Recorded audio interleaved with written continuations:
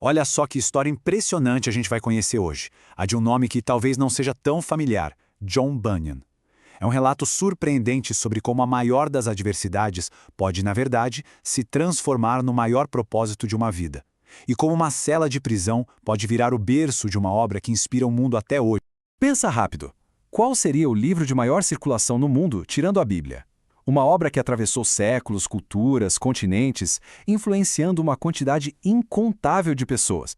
E se eu dissesse que esse livro monumental foi escrito dentro de uma cela, por um funileiro pobre, um homem com quase nenhuma educação formal? A pergunta que vai guiar a nossa análise é exatamente essa, simples e poderosa. Como isso foi possível?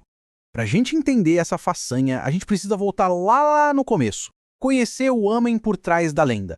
A história dele começa com um pecador em busca de graça.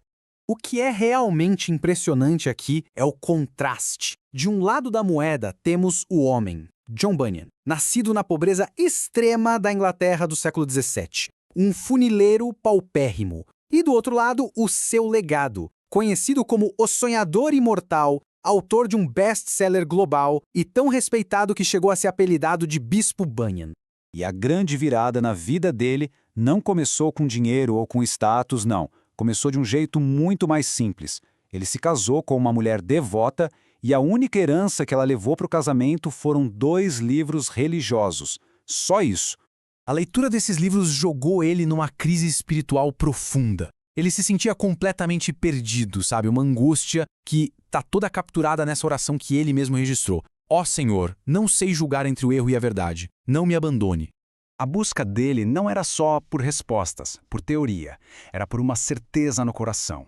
Ele queria paz, um desejo que ele expressou de forma muito direta. Mostra-me que me amas com o amor eterno.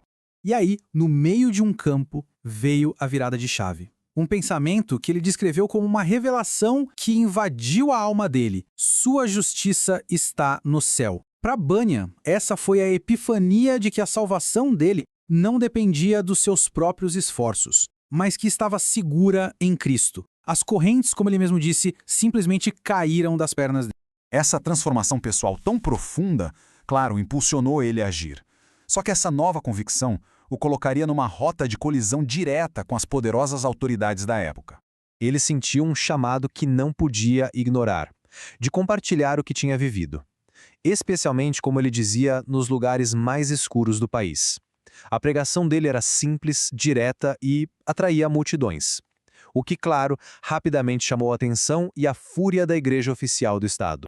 A oposição foi brutal e muito pessoal. Para tentar calar Bunyan e destruir a reputação dele, acusaram ele de tudo que é coisa. Chamaram de feiticeiro, de jesuíta, de salteador e até de adúltero. No final das contas, a acusação oficial que o levou para a cadeia foi bem clara. Pregar sem a licença e fora das regras da igreja estatal. Era um ato de desafio que o sistema simplesmente não ia tolerar. E exatamente aqui que a história dá uma guinada extraordinária. A prisão, que era para ser o seu fim, paradoxalmente se tornou o palco da sua maior liberdade. Parece loucura, né? 12 longos anos. Pare e pensa um pouco nisso. Mais de uma década da vida dele, bem no auge da sua força, passada atrás das grades.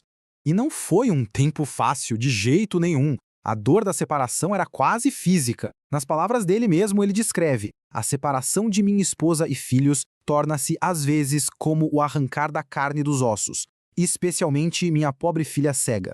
Essa vulnerabilidade torna o sacrifício dele ainda mais real pra gente. Mas essa dor pessoal nunca abalou a sua convicção. Quando ofereceram liberdade a ele em troca de silêncio, a resposta foi imediata e firme. Se eu sair da prisão hoje, pregarei novamente amanhã com a ajuda de Deus. E isso ilustra o grande paradoxo da vida de Bunyan. Enquanto o corpo dele estava preso, a alma viajava por mundos imaginários.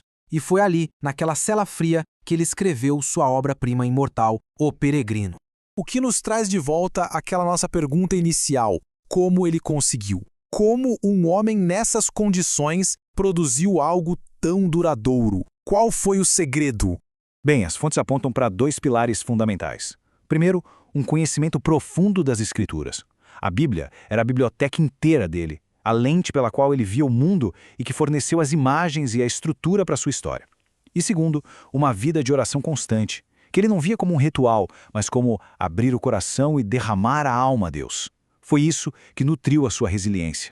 O impacto dessa combinação foi monumental. Para ter uma ideia do alcance da obra dele, O Peregrino é como um sermão que vem sendo pregado há quase 300 anos. E seu impacto é global. Foi traduzido para mais de 140 línguas. Isso o torna o livro de maior circulação no mundo depois da própria Bíblia.